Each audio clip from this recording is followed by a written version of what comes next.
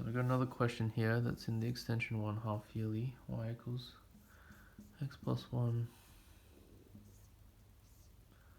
minus 2 x plus 3, where we're asked to sketch it.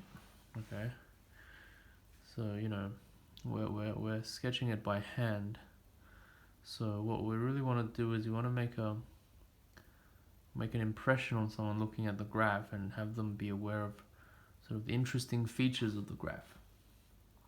Okay, that's our main thing. We obviously can't explicitly say what happens in all the infinitely many values of x and y that are involved, but we can definitely give an idea of the trends, the shape, and the interesting points. Okay. So make your graphs nice and large if you can, so it's easier to draw something that looks okay even if you don't draw very well.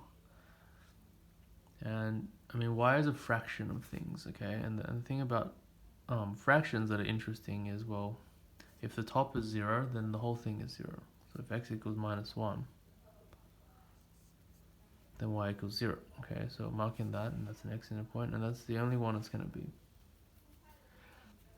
So it's 0 even if it's only equivalent to the top being 0. Okay, well, another thing about fractions is you can't divide by 0, so the bottom can't be 0. So anytime the bottom is 0, then there's no x value. Now that x value is excluded from the domain, or from the graph. So x minus 2 means that this will be 0 when x equals 2, or when x is minus 3. So when x is 2 or minus 3. Okay, and so we can symbolize that by a vertical asymptote. There'll be no values, there'll be no points on these two. Okay. So that's very important. And not just that what happens at 2, we can actually say something about what happens near 2, okay? So if x is close to 2, okay, but it's a little bit bigger than 2, then this number here is going to be really, really small, but positive. Okay, and everything else is going to be positive and close to fixed. So this will be close to 5, this will be close to 3. So it'll be like 3/5 times 1 over something really, really small, but positive. So it's going to end up as it's going to get really big and positive towards that. Okay. On the other side, however, if it's negative, a little bit less than 2, this will be still really, really small like before, but it'll be negative.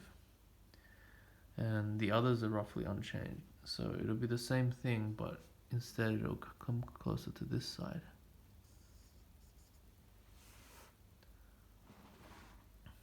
Okay. Now,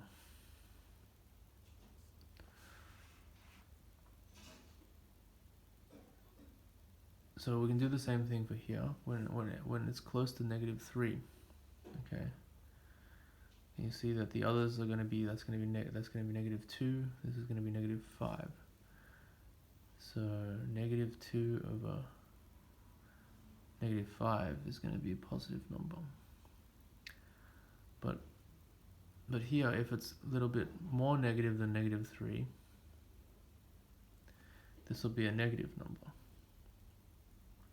So it'll be the whole fraction will be really big, but negative. So that's going to be something like this.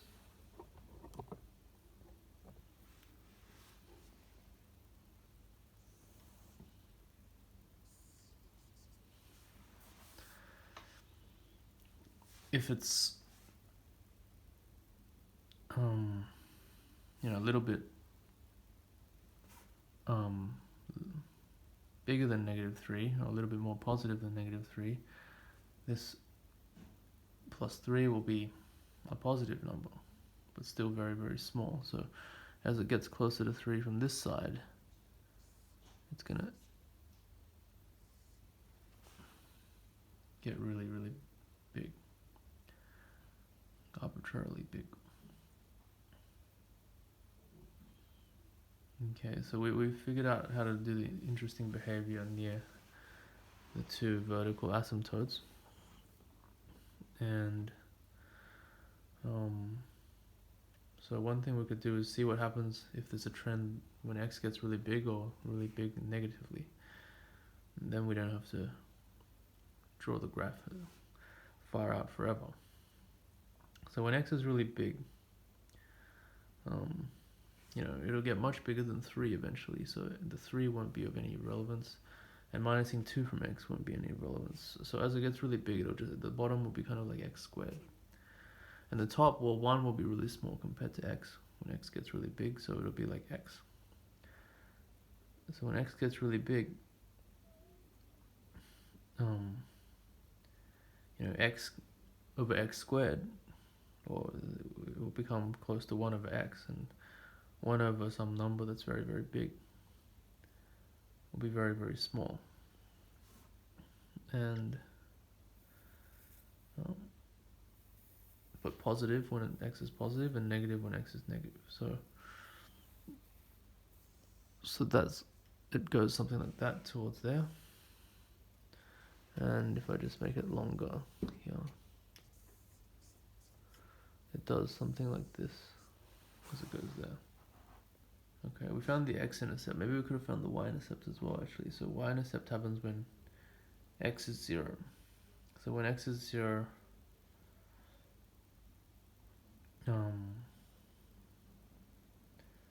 that's minus 2 times 3 is minus 6. And so it's 1 over minus 6. So it's a number here, minus 1 over 6. The rest can be gotten with a little bit of speculation. You can come up with definitely some arguments to figure out what the rest would look like. But one thing that makes it really sort of a good guideline, that makes it very easy to know what the result's going to be, even if you can't figure it out, is that it's essentially continuous, and it's continuous in a nice way, so it doesn't do any sharp turns or